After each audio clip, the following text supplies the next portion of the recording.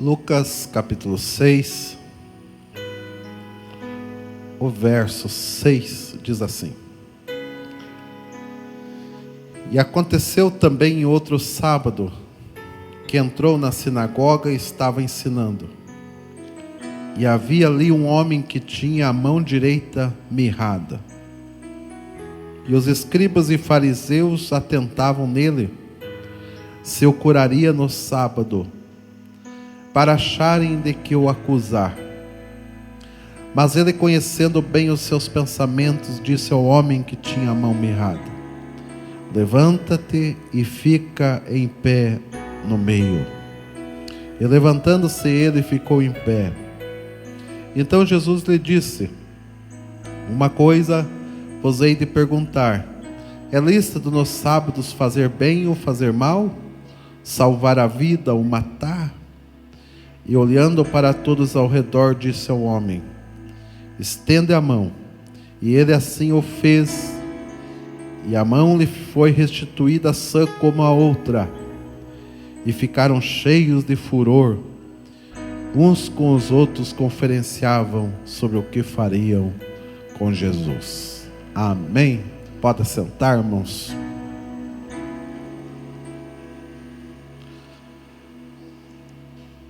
Na Bíblia Sagrada existem 4 evangelhos. Cada evangelho mostra Jesus em uma face diferente. Mateus mostra Jesus como rei dos judeus. Marcos mostra Jesus como servo sofredor. Lucas mostra Jesus como filho do homem. João mostra Jesus como verbo divino. Então, quando nós lemos o Evangelho segundo escreveu São Lucas, você vai perceber que São Lucas, ele vai mostrar mais a humanidade de Cristo. Como Lucas era médico, Lucas não conviveu com Jesus, mas Lucas foi um discípulo de Pedro. Todas as informações que Lucas vai passar para nós, ele passa daquilo que ele ouviu do apóstolo Pedro. Lucas escreve duas cartas na Bíblia, ou o Evangelho segundo escreveu São Lucas, ou Atos dos Apóstolos, são 2. E ele tem uma missão de escrever os atos de Jesus. Por isso que sempre no capítulo 1 do Evangelho de Lucas e também de Atos dos Apóstolos, vai encontrar assim: tudo o que eu vi, ó Teófilo, porque ele escreve essas cartas destinadas a um homem chamado Teófilo, talvez alguém que financiou a sua pesquisa, financiou a sua busca pelas informações. Então ele vai direcionar esses 2 evangelhos, tanto Lucas como Atos, a este homem chamado Teófilo. Então você vai perceber que o Evangelho de Lucas, ele vai tratar muito de Jesus como homem. Por isso que ele é o Evangelho que é sobre o Filho do Homem. Ele relata muita a humanidade de Jesus.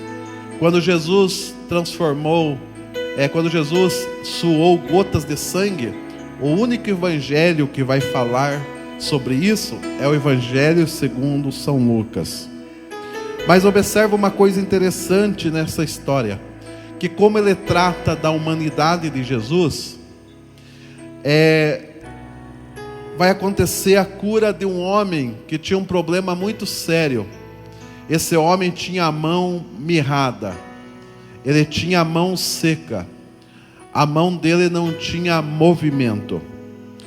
E observe que quando nós vamos para a numerologia bíblica, o número do homem é o número 6, porque fala da imperfeição. Então essa história vai se encontrar, é um negócio que podemos observar, que vai se encontrar no capítulo 6, que é o número do homem. Começa a história desse homem no versículo 6, E a história deste homem que é contada por Lucas tem 6 versículos. Olha que interessante. Ele começa no capítulo 6. No versículo 6 existe a história, e essa história é contada com 6 versículos. Só Deus pode fazer isso, organizar a Bíblia desta forma. Este homem, irmãos, ele era um sacerdote, e 46 anos aproximadamente antes de Jesus nascer, surgiu um rei chamado Herodes. Todos os irmãos já ouviram a história de Herodes, mas na verdade existem 3 Herodes dentro dos evangelhos. E Herodes, apesar de ser um rei muito cruel, era rei sobre a Judéia, e era rei outorgado pelo Império Romano para comandar a Judéia, que estava subjugada. Herodes, apesar das suas crueldades, mas Herodes, para agradar os judeus, ele resolveu reconstruir o templo. Porque no tempo de Salomão foi construído um grande templo. O povo foi para o cativeiro babilônico, ficou 70 anos, o templo foi destruído. Quando o povo voltou, aquele templo estava destruído, que era grandioso, feito em ouros e tábuas de cedro. Mas o povo começou a reconstruir um templo mais simples. E quando a Bíblia diz que quando os velhos olhavam sendo reconstruído um templo muito mais simples, os velhos choravam. E os velhos choravam porque eles conheceram a glória do templo de Salomão. Mas quando eles voltam do cativeiro, quem ainda sobreviveu já está muito velho, eles olhavam, agora era uma choupana simples que estava sendo construída. Só que a Bíblia diz que enquanto os velhos choravam, os jovens se alegravam e adoravam. Porque para eles, voltando de um cativeiro de 70 anos, para eles congregar num templo, era uma coisa grandiosa da parte de Deus. Mas enquanto os velhos choravam e os jovens se alegravam, Deus levantou o profeta Ageu e diz assim: tu dizeis que esta casa é pequena, pois a glória da última casa será maior do que da primeira. Aleluia. Quando chega no tempo do rei Herodes, Herodes tem esse pensamento: nós vamos reconstruir esse templo. E ele reconstrói uma construção que demora mais de 20 anos para ficar pronta.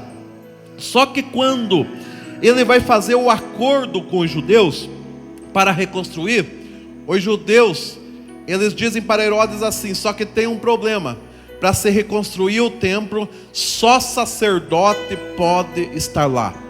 Para se colocar as pedras novamente no templo, para se construir as portas do templo, o átrio, o lugar santo, o santo dos santos, só os sacerdotes podem fazer esse serviço. Então a história diz, irmãos, que mais de 6.000 sacerdotes foram escolhidos para assim fazer um grande templo. Esse templo ficou conhecido pela sua porta, a porta chamada Formosa, que você vai encontrar lá em Atos capítulo 3, que quando o sol estava nascendo sobre o oriente, ele pegava sobre aquela porta e aquela porta resplandecia como ouro. E então os sacerdotes começam a trabalhar. Este homem que tem a mão mirrada é um desses sacerdotes. Ele era como se fosse hoje um pedreiro, um construtor, e ele está sentando pedras, ele está edificando pedras. Mas o que acontece quando eles estão para largar uma pedra muito pesada descendo sobre a outra, e quando se larga essa pedra, ele deixa a sua mão direita embaixo, e a sua mão é esmagada, a sua mão ela é moída. E quando a mão era moída, todos os sonhos, todos os projetos, tudo aquilo que o sacerdote tinha se acabou. Se acabou o sonho, se acabou o projeto, se acabou ministério. Por quê? Porque na lei de Deus, nós já sabemos e já ouvimos sobre isso, que na lei de Deus, aquele que tivesse problema na mão não poderia ser sacerdote. Então um acidente na caminhada ministerial na vida deste homem vai fazer ele ser afastado do ministério. Agora ele está excluído da sociedade. Alguém inválido não tinha como sobreviver em uma sociedade em que os inválidos eram desprezados. Aquele tempo não tinha INSS, não tinha pensão, não tinha encosto, e aquele homem fica desprezado devido que num acidente, numa caminhada, enquanto ele estava trabalhando, ele tem a sua mão esmagada por uma pedra. Só que o que ninguém esperava, que aquilo que a sociedade rejeitou, que aquilo que a sociedade botou fora, que aquilo que ele mesmo pensou que estava destruído para sempre, que nunca mais ia ministrar no templo do Senhor, um dia Jesus entrou naquela sinagoga, e quando ele entra na sinagoga, o futuro deste homem começa a ser mudado.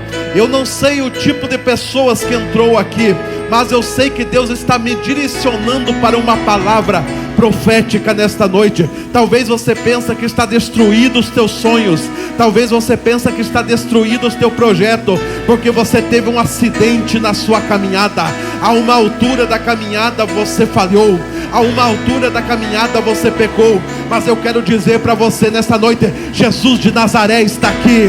Jesus de Nazaré está aqui, e Ele tem uma palavra para a sua vida nesta noite. Só quem acredita, levante a sua mão para cima, porque Deus está dizendo que Ele ainda não abortou aquilo que Ele tem sobre a sua vida. Você pode estar com a mão mirrada, vocês podem estar com defeito, mas aquilo que Deus tem para você ainda não caiu por terra, porque a última palavra vem de Deus.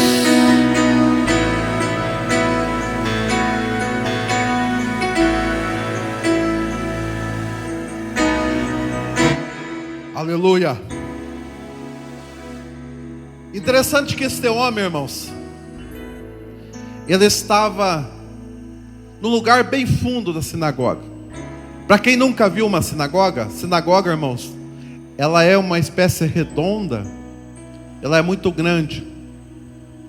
Sinagoga, irmãos, ela começou a ser usada pelos judeus lá quando eles foram levados para o Império Babilônico, cativos. Como eles não tinham mais templo, eles começaram a arrumar lugares em que uma porção de judeus se reuniam para que eles pudessem no sábado meditar sobre a palavra do Senhor. Nos dias de semana, as sinagogas eram feitas escola, aula para as crianças. E quando eles voltaram do cativeiro babilônico, mesmo assim, eles reconstruindo o templo, eles continuaram a frequentar nos sábados as sinagogas. Então as sinagogas eram um lugar como se fosse uma construção redonda. O púlpito não ficava no canto como é a nossa igreja, o púlpito ficava no meio. Aquele que ia pregar, aquele que ia ensinar, o preletor ficava bem no meio de todo o povo que estava sentado ao seu redor. Para se abrir uma sinagoga, precisava ter no lugar pelo menos 10 judeus. Menos de 10 judeus, não se abria uma sinagoga. Para alguém entrar numa sinagoga, primeiro lugar, ele tinha que ser judeu.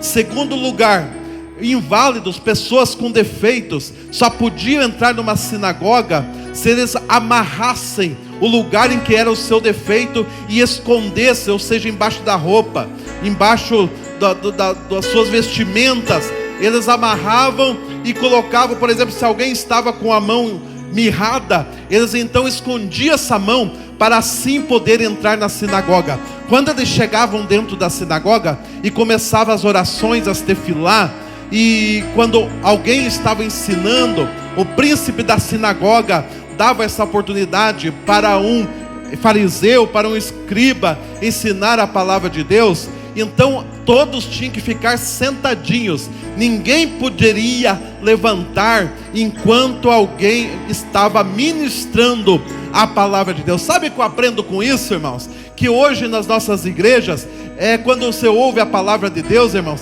é gente indo para lá, é gente indo para cá.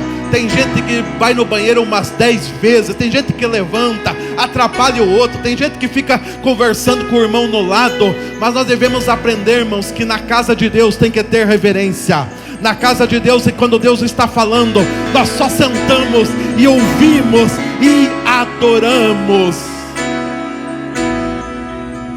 Por isso, irmãos, que quando alguém se achegava a Deus, e quando alguém até hoje se achega a Deus, há pelo menos 3 partes do nosso corpo em que Deus olha. Sabia disso? Há pelo menos 3 partes em nosso corpo que Deus olha quando você vai chegando na igreja. Quando você vai entrando daquele portão para dentro, a primeira coisa que Deus vai olhar é para os teus pés. Por isso que o sábio Salomão disse assim, inspirado pelo Espírito de Deus, ele diz assim: guarda o teu pé quando entrares na casa do Senhor nosso Deus. Por que que Deus olha o pé? Quando Deus se encontra com Moisés em Êxodo capítulo 3, e Deus está no meio daquela sarça ardente, e quando Moisés de longe vê aquela sarça ardendo e não se consumindo, Moisés vai chegando perto. Quando Moisés vai chegando pertinho daquela sarça, Deus que estava no meio daquela sarça como fogo, diz assim: tira a sandália dos teus pés, porque a terra que tu estás é terra santa. Sabe por quê? Porque para se relacionar com Deus, irmãos, nós devemos tirar o resto que sobra do Egito na nossa vida. Tem crente que vem na igreja e não sente nada. Sabe por quê? Porque você está com as sandálias do Egito. Você traz lá de fora coisas para dentro da igreja. Você está aqui, mas o teu pensamento está muito longe. O teu pensamento está nas redes sociais. O teu pensamento está na festinha que você vai depois do culto. Mas quando nós tiramos as sandálias do Egito, nós adoramos a Deus. Ele se manifesta e tem fogo para nossas vidas.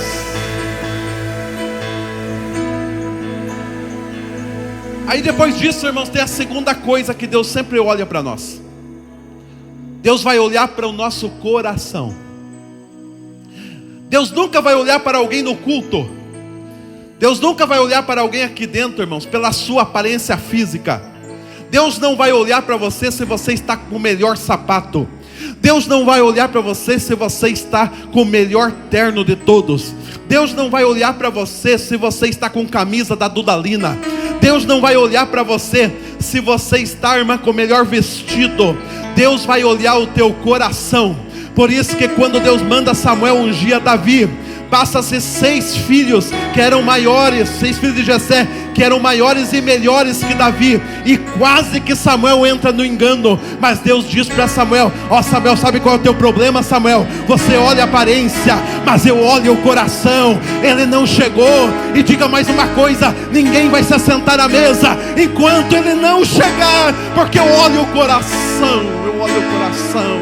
Deus nesta noite está olhando o teu coração. Talvez você veja com uma roupa muito simples. Você tem só um sapato que está descolando.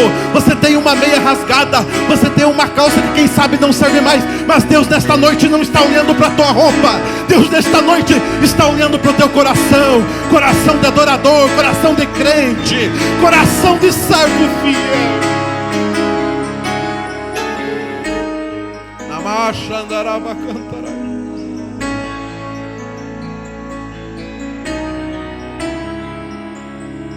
Aí aqui dentro, irmãos, primeiro ele vai olhar para nós, os nossos pés. Aí segundo ele vai olhar para o nosso coração. Terceiro, ele vai olhar para as nossas mãos. Por isso que quando Jesus chega na sinagoga, Jesus está envolvido em uma ministração. E quem prega aqui sabe muito bem que quando nós estamos envolvidos para ministrar ou para fazer algo aqui, para serviço do reino de Deus, nós muitas vezes, irmão, deixamos coisas de lado, não reparamos em muitas coisas, porque quem vai pregar sabe muito bem que pregar, irmãos, é uma angústia. Irmãos, o dia que eu vou pregar, irmãos, desde cedo, eu acordo angustiado, pedindo a misericórdia de Deus. Parece que até a barriga não vai bem, até o alimento não vai bem, porque o temor de Deus em você transmitir a palavra de Deus é muito grande. Um dia perguntei para um professor meu e disse: professor, por que quando a gente vai ministrar a palavra de Deus, aquele dia é uma guerra, aquele dia é um dia de angústia, e a gente vai subir no púlpito e a barriga está tremendo, os joelhos estão batendo no outro? E ele disse para mim: sabe por quê, irmão? Porque o dia que acabar isso, você perdeu o temor de Deus. Se teus joelhos batem, se você sente frio na barriga, é sinal que tem temor de Deus na sua vida.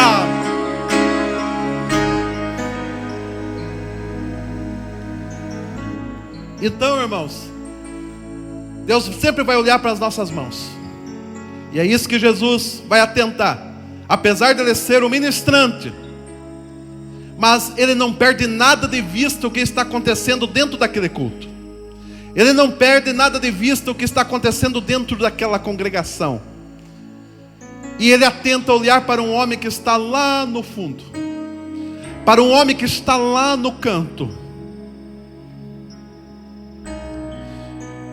Quer ver isso, irmãos? Vamos provar nesta noite. Vou provar para você como Deus olha para a sua mão.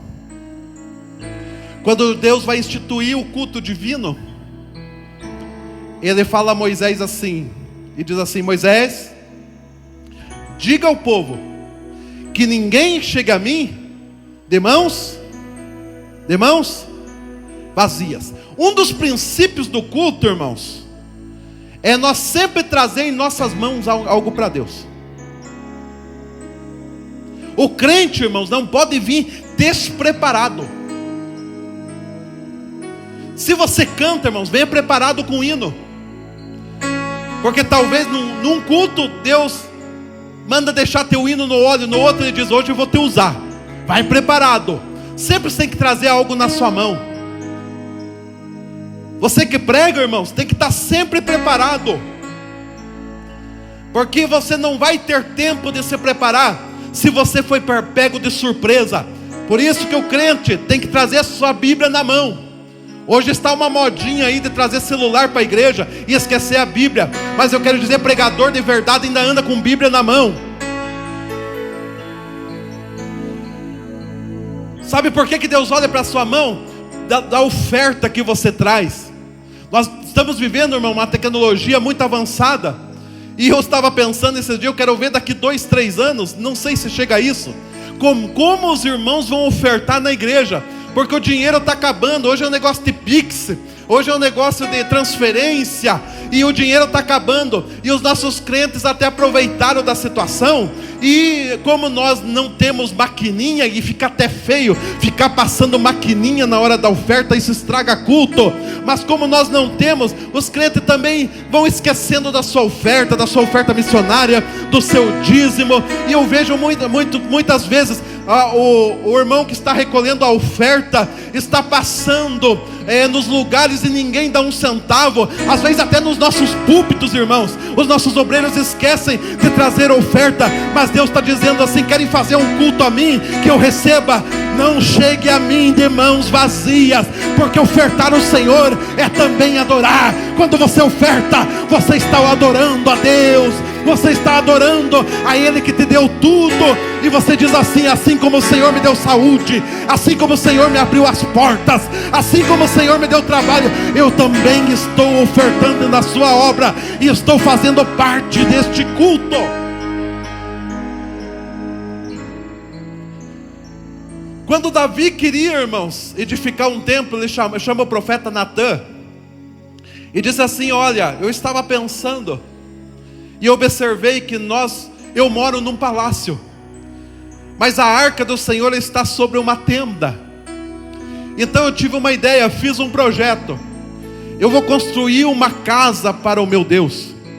Eu vou construir uma casa para o Deus habitar entre nós.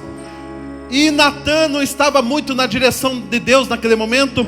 Natan diz assim: seja feito, ó rei, segundo a sua vontade. Mas quando Natan sai no pátio, Deus falou para ele: volta lá, eu não te mandei falar isso. E quando Natan voltou, Deus colocou uma palavra na boca de Natan e disse assim: tu não vai construir esse templo. Por que, Senhor, que eu não vou construir? Porque eu vi as tuas mãos, e as tuas mãos estão sujas de sangue, mas seu filho construirá no seu lugar. Quando Paulo estava numa ilha chamada Malta, irmãos, depois de 14 dias numa grande tempestade, o navio estava despedaçado. Mas como havia uma promessa de Deus, e um anjo apareceu a Paulo naquele navio, que nenhuma alma se perderia naquele mar. Então eles chegaram a um lugar chamado Malta. E quando eles chegam lá, irmãos, existia um povo lá chamado bárbaro. E os bárbaros começaram a tratar muito bem Paulo e mais 276 pessoas que estavam com ele. Então eles resolveram, por causa do frio, era muito frio, irmãos, 14 dias lutando na água, eles resolveram fazer uma fogueira. E quando eles vão fazer a fogueira, irmãos, Paulo vai catar uns gravetos. E quando ele vai catar uns gravetos para manter a fogueira acesa, a Bíblia diz que quando ele chega com aquele graveto e vai jogar os gravetos do fogo, tinha uma víbora no meio daqueles gravetos. E quando aquela víbora estava no meio daqueles gravetos, a Bíblia diz, para ela fugir do calor da fogueira, ela picou a mão direita de Paulo. Quando aqueles bárbaros viram que a víbora tinha picado a mão direita de Paulo, um começou a falar com o outro: ele vai morrer, porque o meu vizinho foi picado por essa víbora é muito venenosa, ele vai começar a inchar e a morrer. Ele vai inchar primeiro, inchar muito, e ele vai cair morto. E alguém disse assim: sabe por que ele vai morrer? Porque ele é ladrão e homicida, porque ele fez alguma coisa lá atrás, por isso que agora ele está na lei da semeadura. Mas a Bíblia diz que passou meia hora, passou uma hora, e Paulo não inchou, e eles começaram a estranhar. Paulo estava bem, continuou fazendo fogo na fogueira. De repente eles tiveram que olhar e ver que o veneno da serpente não fez mal nenhum a Paulo. Então eles olharam e disseram assim: ele deve ser um Deus. Mas Paulo não era um Deus, Paulo era um servo de Deus. Que quem trabalha, Deus cuida da sua mão. O diabo pode atacar a sua vida, mas Deus está cuidando do teu ministério. Deus está cuidando daquilo que você está fazendo.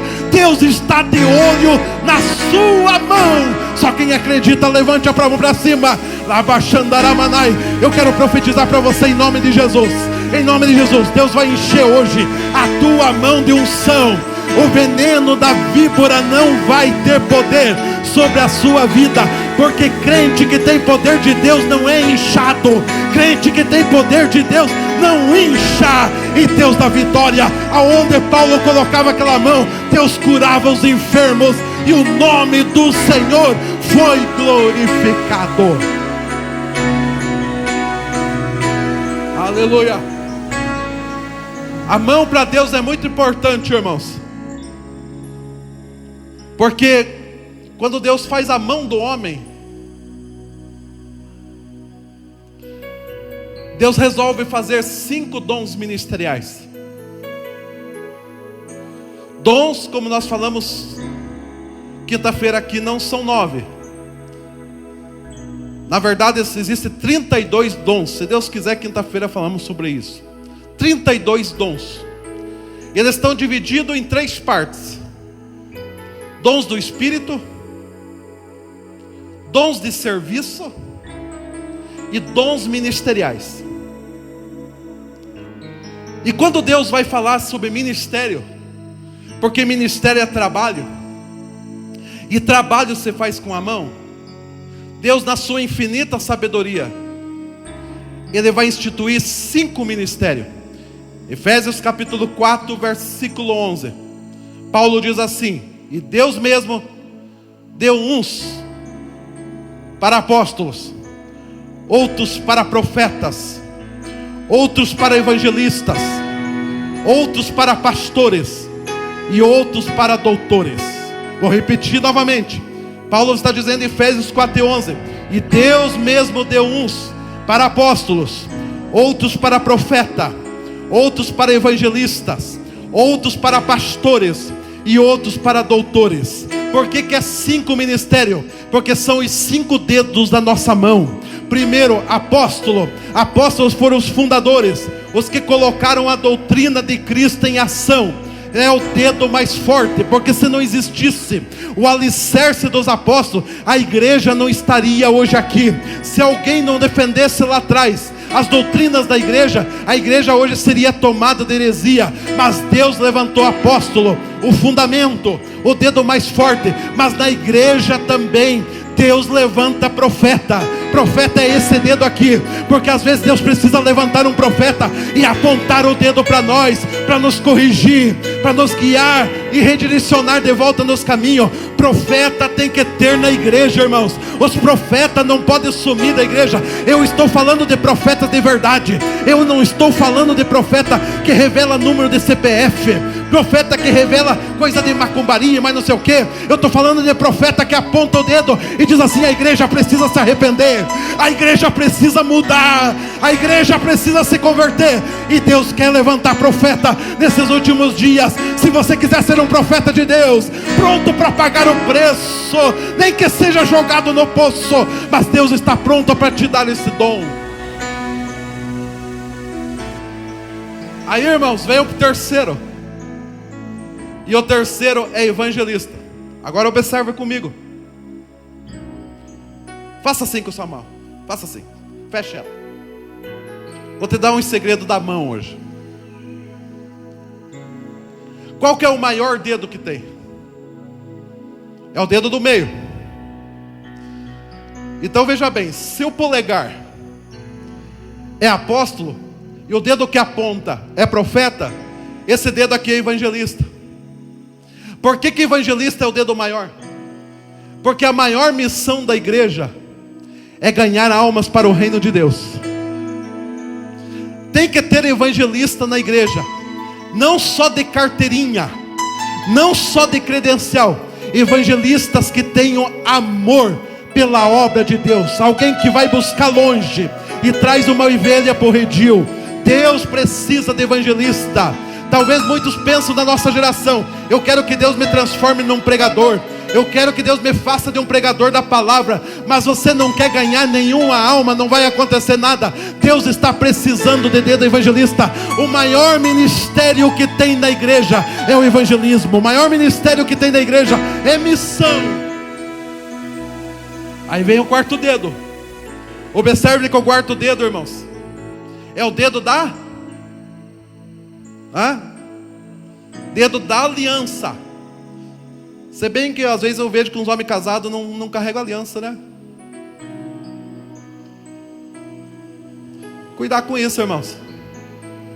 Homem tem que ter aliança, a não ser que esteja lá num serviço perigoso, né? Pode dar um acidente.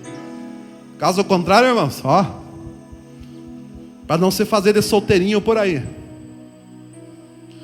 Mas por que que o quarto dedo é pastores? Porque é o dedo da aliança.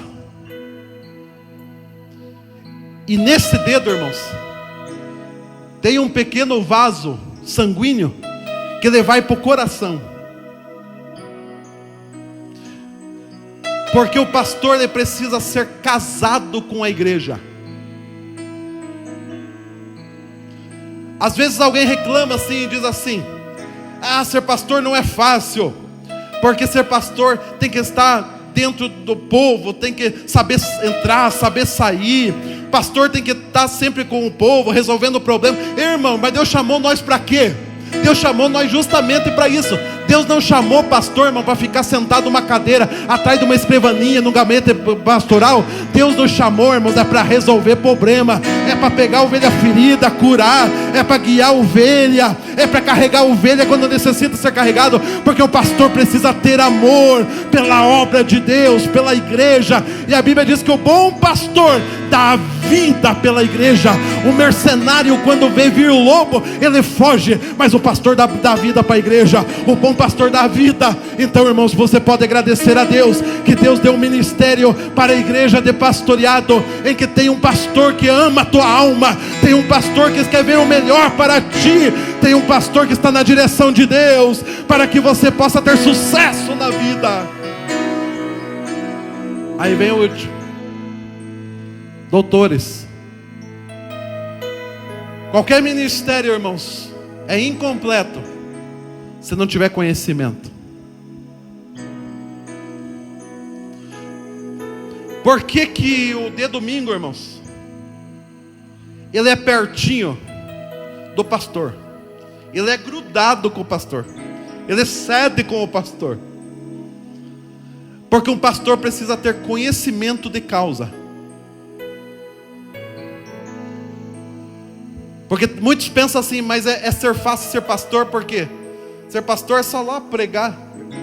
Eu essa semana falava ainda para o irmão. Eu cheguei e disse para ele. Eu cheguei, estava com óleo de unção, estava ungindo os irmãos. Daí eu cheguei e ele falou: ué, pastor, está andando com óleo de unção agora? Eu falei: rapaz, púlpito é 1% do ministério pastoral. Você é mais pastor para fora do púlpito do que dentro dele. Porque pastor, irmãos, precisa ser psicólogo. Pastor precisa ser advogado. Pastor precisa ser conselheiro. Pastor precisa ser pai. Pastor às vezes precisa até ser médico. Pastor precisa ser um intermediário. Pastor tem várias funções. Por isso que o ministério pastoral acaba desgastando o corpo físico da gente. Mas Paulo diz assim: eu me gastarei e me deixarei gastar pelas igrejas que Deus me deu. O verdadeiro pastor, irmãos, não fica por aí reclamando: a coisa está difícil, está braba. Se Deus te chamou para você ser pastor, você vai sofrer sim, você vai se desgastar, mas Deus vai te dar também muitas vitórias, e você vai ser reconhecido pelo povo de Deus. Então por isso que Deus olha para a mão. Quer ver umas coisas interessantes, irmãos? Nem ia falar isso, mas vou falar agora. Quando Deus, lá em Números 6, 22 a 27, Ele vai instruir como o sacerdote dá a bênção. O sacerdote começava a dizer: que o Senhor de Israel te guarde, e direcione seus caminhos, e te ilumine. Quando foi escrito, irmãos, na tradução hebraica, se alguém quiser ver um dia eu mostro para vocês, existem 15 palavras para se fazer toda a bênção sacerdotal. Essa bênção que nós fazemos no final do culto não é sacerdotal. A bênção que fazemos no final do culto é apostólica, que é 2 Coríntios capítulo 13, versículo 13. Que a graça de Deus Pai e a graça de nosso Senhor Jesus Cristo e as consolações do Espírito Santo estejam sobre vós. Quem ensinou isso foi o apóstolo Paulo. Mas quando Deus, em Números 6, 22, vai ensinar o sacerdote a dar a bênção para o povo, o sacerdote tinha que levantar sua mão direita para cima, e ele ia fazer um sinal assim, irmãos. Porque toda vez que o sacerdote levantava a sua mão direita, o povo sabia que Deus estava ordenando a bênção sobre eles. Mas o dia que o sacerdote levantava a sua mão esquerda, o povo já sabia que vinha palavras de juízo sobre eles. Mas quando eles viam o sacerdote levantar a sua mão direita, ele fazia esse sinal aqui. Porque esse sinal aqui, numa letra hebraica chamado Shin, esse sinal é o nome de Deus chamado El Shaddai. Então quando o sacerdote levantava sua mão fazendo esse sinal de Shin, o povo olhava e tinha a confirmação que o Deus que eles serviram era o El Shaddai, o Deus forte e o Deus todo-poderoso e que pode fazer tudo. Mas observe uma coisa comigo, irmãos, já vou encerrar. Observe que, vamos lá, vou te ensinar. Abra sua mão. Olhe para ela. Sabe por que a bênção sacerdotal tinha 15 palavras? Porque a mão tem 15 partes. Vamos lá? A primeira parte da mão é a palma. Aí você pode observar no teu dedo polegar. O teu dedo polegar é formado por duas partes. O teu dedo indicador é formado por 3 partes. O teu dedo central é formado também por 3 partes. O dedo anelar é formado por 3 partes. E o dedo mindinho é formado também por 3 partes. Agora faça a conta comigo. 3, 6, 9, 12, 14, 15. Então quando o sacerdote levantava a mão, o povo sabia que Deus era com ele. Por isso que você vai encontrar muitas vezes na Bíblia, irmãos, Deus falando assim: levantai as vossas mãos, levantai as vossas mãos. Você vai encontrar muitos textos na Bíblia que Deus manda nós levantar as nossas mãos. Por que o ato de levantar as nossas mãos, irmãos, é tão importante? Primeiro, porque levantar as nossas mãos é um ato espiritual. Sabe por quê que é um ato espiritual você levantar as suas mãos? É um ato espiritual, porque você pode notar, se você ficar mais de 30 segundos com a mão levantada, o teu corpo começa a cansar. Parece que vai dando cãibra. O que você mais quer é abaixar a sua mão. Mas Jesus, irmãos, ficou quase 3 horas com os braços deslocados e abertos. E às vezes, irmãos, nós não levantamos a mão na igreja para nada. E ainda ficamos nervosos e bravos quando alguém manda levantar a mão. Irmão, se você soubesse, no reino, no mundo espiritual, a valia que um crente tem quando levanta as suas mãos. Porque a Bíblia diz assim: levantai as vossas mãos cansadas e dobrai os vossos joelhos desconjuntados, que eu, o Senhor, vou fortalecer. Toda vez que você levanta a sua mão, Deus está te fortalecendo. Por que que você cansa? Por que que você sente canseira? Por que que você sente cãibra quando a tua mão está levantada? Porque a carne está dizendo: baixa ela, não adore. A carne o maior inimigo que nós temos é a carne. Então ela diz assim: não dobre o joelho, não levante a mão, não dê aleluia, não dê glória a Deus. Por que levantar a mão? E a carne está dizendo: você não pode servir a Deus, porque servir a Deus é um ato espiritual e não carnal. É só os espirituais que entendem os segredos e mistério de Deus. Então quando você levanta a sua mão, a tua carne está derrotada e o nome do Senhor está sendo glorificado.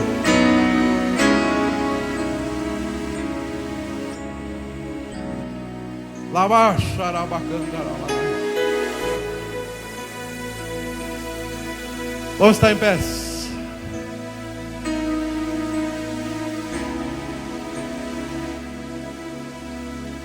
Eu ia falar muito mais aqui sobre esse texto, mas deixa eu falar uma última coisa, vamos orar. Por que é tão importante? Deus gosta de olhar a nossa mão, porque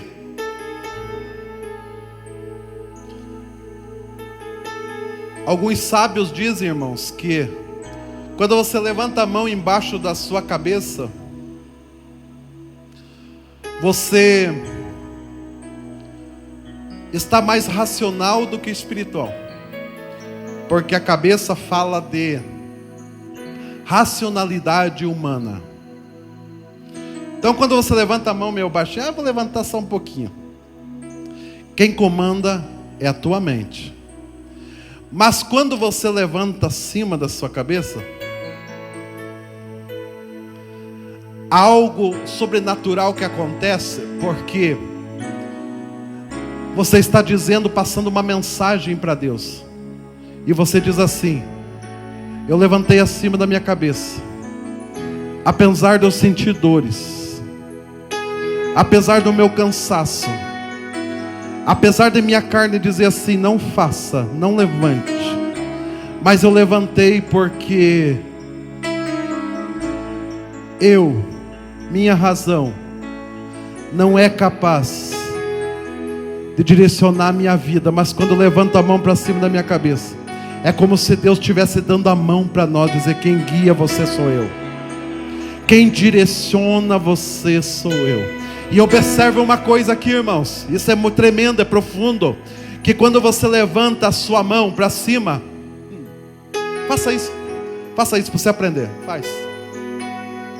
Quando você levanta a sua mão para cima, você pode observar que esse dedo aqui, ele fica voltado para o céu. Por que esse dedo aqui volta para o céu? Porque existe, pode abaixar? Porque existe hoje quase 8 bilhões de habitantes no planeta Terra. Só que dos quase 8 bilhões de habitantes no planeta Terra, Deus fez você tão bem feito que nenhum é igual a você. Existem pessoas parecidas, iguais não. Existem gêmeos que são parecidos, muito parecidos, mas não são iguais. Por que não são iguais? Porque quando Deus resolveu criar o homem, quando Deus resolveu criar a mulher, quando Deus resolveu te criar, Ele pôs uma identidade única em você. E essa identidade é a tua digital. Porque se você pegar 8 bilhões de habitantes no planeta Terra, ninguém tem uma digital que nem você tem. Porque Deus fez a tua identidade única. Então, meu irmão, não precisa você ser parecido com ninguém.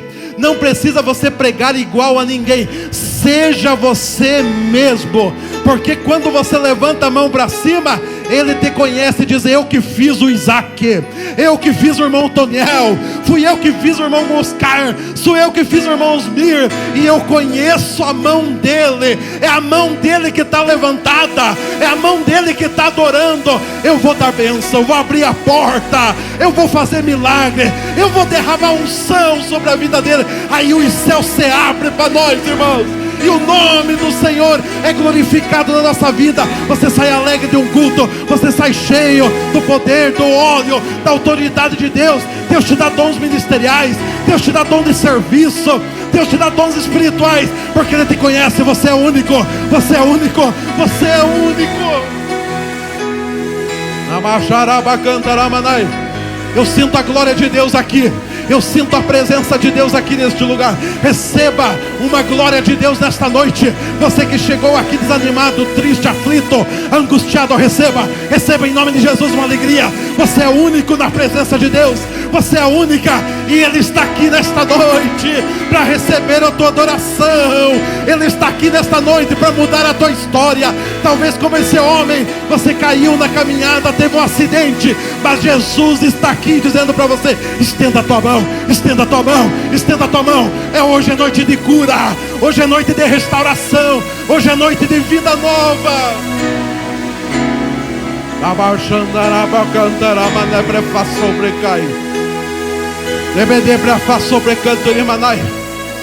Tem crente aqui que há muitos meses já nem fala língua estranha mais, não tem vontade de orar, é um desânimo total, é uma tristeza. Seja cheio agora. Eu sinto a graça e a autoridade de Deus na minha vida. Seja cheio do poder de Deus. Vai, seja cheio, comece a falar línguas estranhas. Jesus está renovando você aqui nesta noite. Jesus está renovando você. Jesus está curando as partes que não funcionam mais. Áreas da tua vida estão sendo saradas. Receba em nome de Jesus.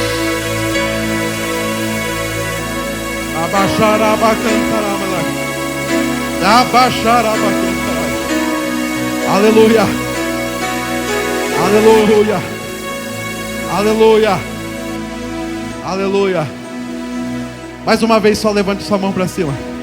Eu vou orar com você nesta noite, mas eu sinto uma graça de Deus sobre este ambiente. Eu sinto uma graça de Deus sobre este lugar. Eu vejo Deus curando vidas aqui neste lugar. Eu vejo Deus curando almas aqui neste ambiente. Eu vejo Deus renovando vidas. Você está sentindo uma quentura aí na sua mão. Você está sentindo a tua mão esquentando, o teu coração ardendo. O Espírito de Deus está invadindo a tua vida, está te enchendo. Você não foi feito para ser crente vazio.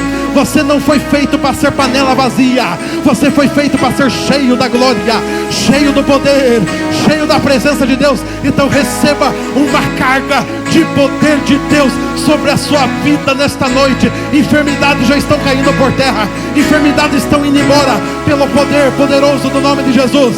Hoje Ele está aqui para curar as tuas mãos secas, para curar a tua mão que não funciona mais, para restaurar a área da sua vida. Em nome de Jesus, receba.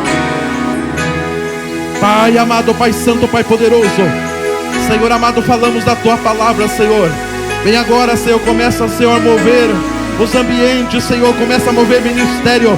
Pai, eu sei que o Senhor está restaurando mãos que trabalharam, que hoje não trabalham mais. Pessoas que estavam desanimadas, vai animando, Jesus. Vai renovando, meu Deus. Vai fortalecendo a vida dos seus filhos, meu Pai. Deus poderoso, repreendemos toda a obra do inferno, repreendemos toda a obra contrária, todo espírito de macumbaria, de feitiçaria, todas as algemas do inferno, todas as correntes de Satanás, vai caindo por terra agora, vai caindo, agora, e que teus filhos, Senhor, possam ser desalgemados e levantar a sua mão para cima, para te adorar, Senhor amado. Deus poderoso, Deus amado, em nome de Jesus, ministramos a bênção sobre a vida da sua igreja, meu Pai. Amém e amém. Glória a Deus.